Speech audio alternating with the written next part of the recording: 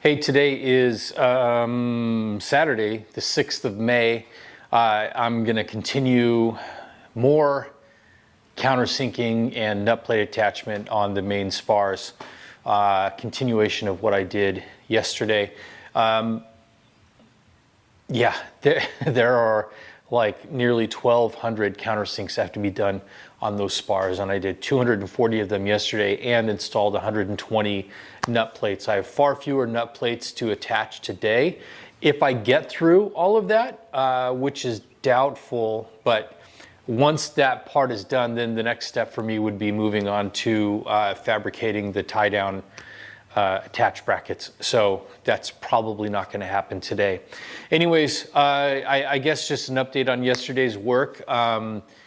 I did a lot of kind of trying to work out the details of making sure that my counter depth cage was set properly and that I was approaching this the correct way, because I don't want to mess up anything on these very expensive spars. The net result is that I think that it turned out great. There are, I think, 2 or 3 nut plate rivets that I'm going to drill out and replace today, but out of 240 rivets, that's not bad. Today, though, I probably will spend a great deal of time setting the countersink cage properly and really making sure that I understand how to do it properly so that I can do the larger countersinks that will be there for the screw. These nut plates are for the tank attach. The tanks will be screwed on by those 120 60 per wing nut plates, top and bottom. Anyways, let's just get after it and see what happens, okay? Catch you later.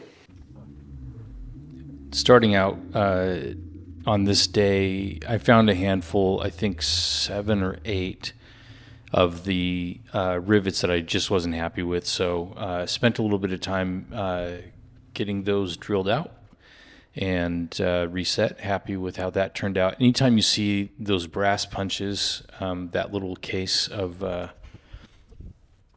little gunsmithing tools out, that means that I'm drilling out rivets. There's a 3/32 steel punch in there that I use to finish pushing the shank of the rivet out after the head has been drilled off. Let's see. I think that this whole first portion is getting through,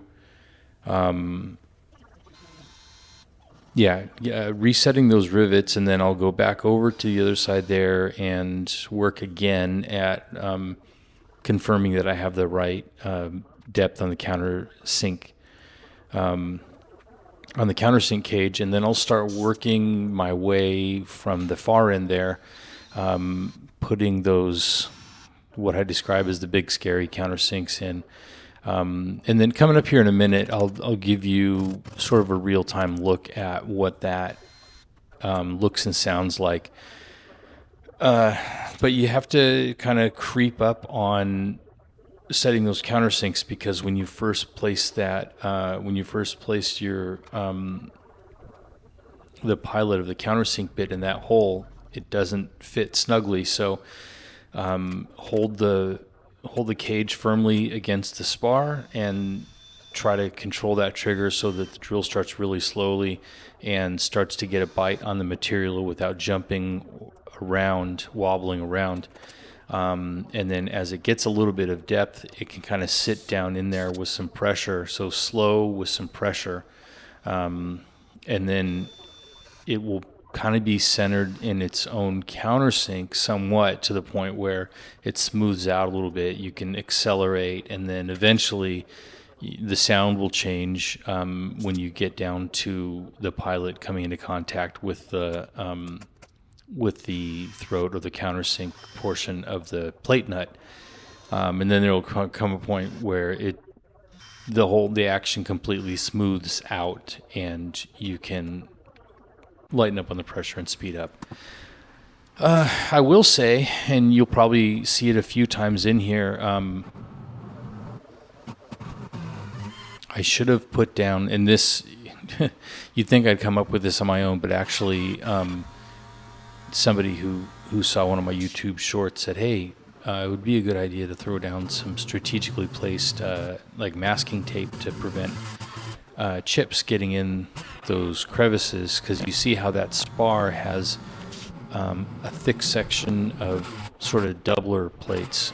If you're looking at the screen right now, it would be toward the far end and inboard, and there's a, you know, where those two pieces made up, metal fragments, little bits were getting down in that little crevice, and so I spent a lot of time with a brush and compressed air making sure all of that was clean. Once this work was done, had I simply used some tape to cover that up, things would have been different. So here I think we're going to get into the real-time action of making these countersinks. So yeah, you can't, you know, get the cage completely set and just go slowly. Try to avoid any real hard chatter, and then once it kind of gets seated in its own countersink, then you can accelerate a little bit. The sound will change. You get this squealing, kind of squeaking sound, which I think is when the pilot starts to make contact with that steel plate nut underneath, and then eventually it will feel stable. There's less vibration, and it's making a concentric hole. And then in a second, you'll see me, once I'm kind of think that I'm close, I'll grab my calipers and measure the outside diameter of the hole. These instructions aren't in the RV-8 plans, but they are in the later kits like the RV-14, so I kind of borrowed this measurement from a set of RV-14 plans that gives the outside diameter of the hole. What I've got right there is a cut down screw so that I can still thread it in without getting to the locking portion of the plate nut, just to check the depth of it. But that's what I'm looking for, is making sure that the outside diameter is safely inside of that 9.4 millimeters. And that certainly helps with your confidence while you're doing this, because you can kind of check your work and stop before you get to that point. Although this countersink cage is sort of set to a depth where it won't reach that point, but it is reaching the depth necessary to get the kind of fit we want with the dimple on that little test piece of material that I have sitting on the side over there. So that's how this goes. These stretches here are each 30 countersinks for the plate nuts, 30 on the top, 30 on the bottom, both sides. Takes about 45 minutes or an hour for me to do these, because of just going slowly and then constantly checking your work. I did get all these done, and I think I said in the beginning, or no, I didn't say in the beginning of the video. That wouldn't make sense.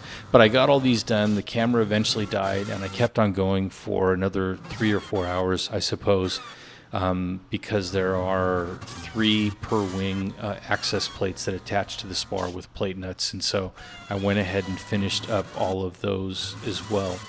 And everything turned out well, although nerve-wracking. I'm happy to have that portion of it done. So you start with these clean little holes and then end up with these giant countersinks. And then I think the next picture, you can see the smaller plate nuts here and the test piece of material. That's for the access plates. So all of that work got finished on that night. So thanks for watching, and we'll update you in the next one. Like and subscribe.